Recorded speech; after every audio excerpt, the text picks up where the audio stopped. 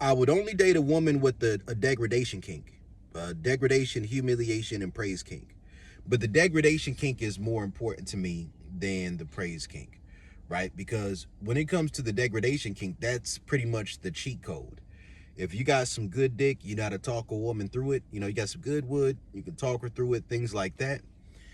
Then if you know how to anchor, you know how to plant seeds that she can consent to a dom sub dynamic, then you could pretty much use classical conditioning consensually to iron out some of the behaviors that you don't like, and to anchor in some of the behaviors and mindsets that you do like.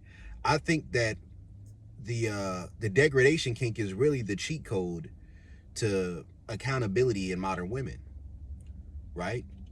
Like, it may not be the accountability you think you want, that you think you're looking for, but you know, there's a type of accountability a woman can have, which is just the accountability of, because there's enough space, there's enough distance, and because she feels like it's finally over, now she can say she's sorry, or now she can have some type of like accountability, right? But at the same time, you want some more like real time accountability.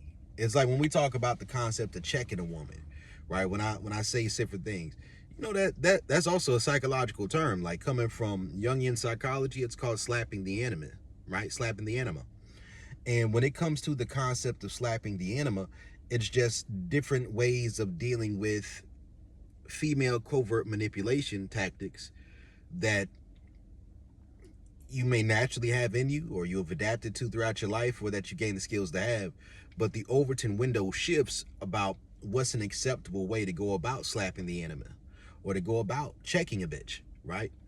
And because the goalposts move so much when it comes to modern clinical psychology, right? And it's like every loophole, every gap, not all of them, but a good bit of them, they get closed up, they get categorized as a new form of abuse or a new manipulation strategy.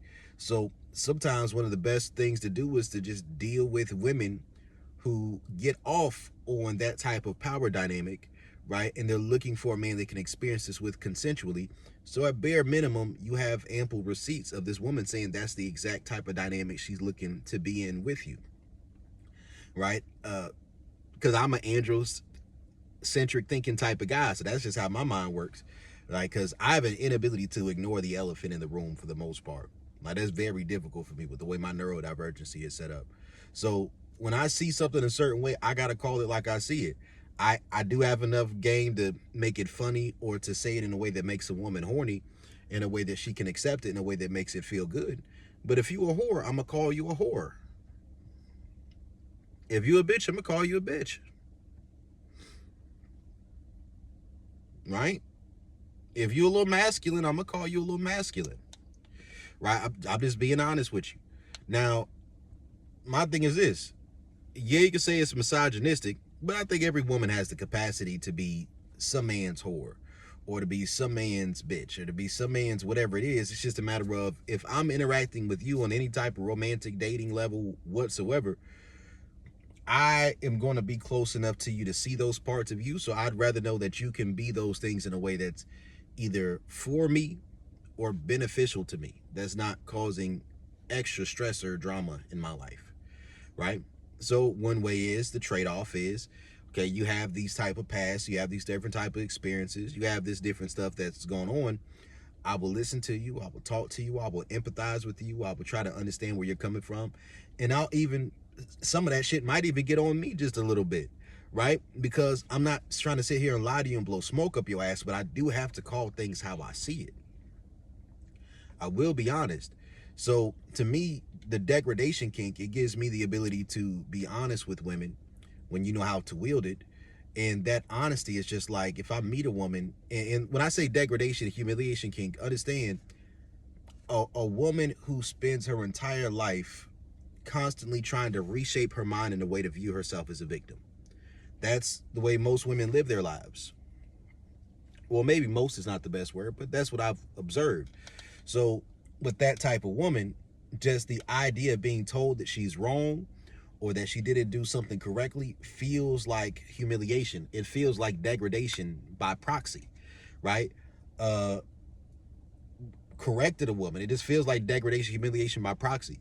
A lot of women, they go into relationships with the assumption that, if it's a casual sex partner, okay, they block it out their mind. But if it's a dating scenario, now they want to think about self-respect, and then now they're thinking about something feels degrading or humiliating for them to be in a certain type of situation where they're a fuck buddy or friends with benefits or a casual sex partner. They could have been happily doing that for 6 months, a year, 2 years, 5 years. It don't matter how long, but just something just clicks, and then that's where it is. So for me, I like the narrative to be that a woman can accept, with the way that I like the degradation kink to lubricate the narrative so that I can express with my androcentric values the way I view a relationship dynamic.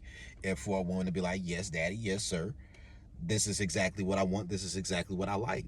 Could a woman be lying? Yeah, but I leave the lying to the hoes. I ain't about to lie. I leave that to the bitches. The bitches can lie. If I catch it, that, depends on which day it is, what it's about, you know what I mean? But no, man, I leave that to the hoes. I'm not about to sit here and lie to no broad. What would I do that for? And I can still love women. I can still love a woman. I had to come to a place of accepting a certain level of non-attached love, but I'm not into non-attached love enough for me to cross the line of anything that feels too zesty or too gay for me. Now, I'm a sassy nigga, right? So it's a sassy nigga apocalypse. So I do have expectations. I do have standards. I am outspoken. And I'm comfortable enough in my own skin to be a little bit eccentric, a little bit flamboyant at times. But that's just me being myself. I really don't give a fuck if a bitch don't like it, right? But at the same time, because I don't give a fuck if a bitch like it, they love it. The ones who like me.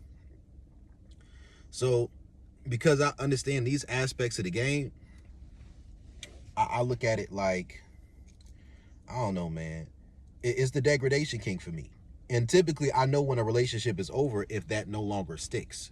Like if she sticks to her animus projection or whatever it is, that's when I know, okay, that's pretty much the him treatment has expired. That typically, that just means that the limerent stage is over. So once the limerent stage is over, her hand ain't in the cookie jar no more, and y'all ain't been able to establish a situation where she's hitting the baseline and on point. By the time that starts to wear down a little bit, or the flow of things get off, like sometimes you can repair things, but once the degradation kink is no longer active, you can't do it through direct communication. That's when you have to fall back. You got to fall back. If she, I'm just telling you the truth, man. You're going to get your feelings hurt. If you stick around with a woman who's giving you him treatment, when she's no longer giving you him treatment, and y'all are not in a monogamous relationship where she would be accountable for stepping out, eventually, especially if you're doing your own thing, she's going to come across somebody she want to do it with, and she'll wait for just the right time to try to make it hurt as much as possible. So, if you're not getting into no straight up monogamous relationship, you still have to keep in mind, like, that's part of the reason why I say certain things, to remind myself. I'm like, oh, you a little nasty bitch. I mean it. I also mean it in a very positive, affectionate, and loving way too, because I would really love the women I deal with, or some of them, right? But at the same time, I got to remind myself, this is still what this woman is capable of. And people say, oh, that's fucked up, that's not right, why don't you give the woman a chance, why don't you yada yada yada. I'm like, shut up, nigga. I'm gonna put it to you like this right here, right? Not trusting these hoes is what got me the healthiest relationship I ever been in, right? Really, anytime things were going the best for me, what oftentimes would be like when I would be more to myself, sometimes in my own head, and I'd have good situations with women. Because for me, how I look at it is like this right here. Oftentimes a woman does win a challenge. I'm not really a challenge type of guy unless I just legitimately just have some walls up. I'm just really an open book type of person. I'm a very transparent individual. And I like to tism with the rism. I mean, rism with the tism and shit like that, the neurodivergency. But at the same time, it's certain stuff I just don't mess with like that. Right? It's Coach Brody. I'm out.